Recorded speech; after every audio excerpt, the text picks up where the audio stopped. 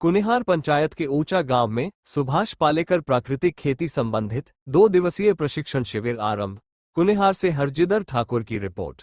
विकास खंड कुनिहार के अंतर्गत कुनिहार पंचायत के ऊंचा गांव में कृषि विभाग हिमाचल प्रदेश के कृषि प्रौद्योगिकी प्रबंधन अभिकरण के अंतर्गत 2 दिवसीय प्रशिक्षण शिविर सुभाष पालेकर प्राकृतिक खेती का आयोजन हुआ।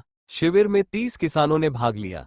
इस अवसर पर तकनीकी प्रबंधक डॉक्टर रजनी वर्धन विशेष रूप से उपस्थित रही।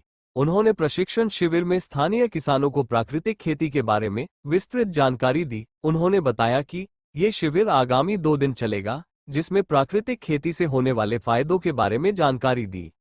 तो हमारे जो आचार्य देवव्रत जी थे, गवर्नर रहे हमारे राज्यपाल जी, उनके मित्र हुआ करते थे, है ना।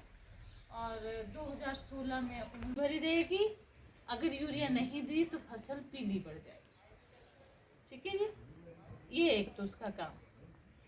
अब क्या है, अब फसल को तो चाहिए नाइट्रोजन, जो यूरिया में, अब मैं बोल रही हूँ कि खाद है बुरी चीज, है ना।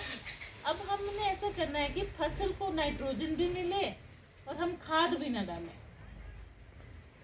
और वो लेनी हमने प्रकृति से।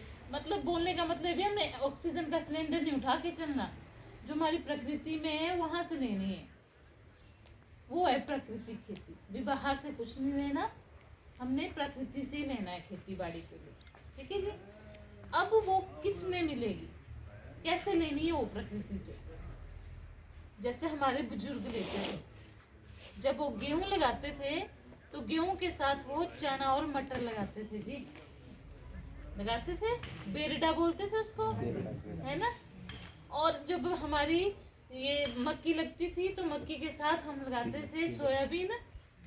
अगर सोयाबीन नहीं उगी या बारिश होगी और नीचे चली गई, सड़ गया बीज, तो हलोड़ देते थे, और हलोड़ में क्या बीजते थे, माश।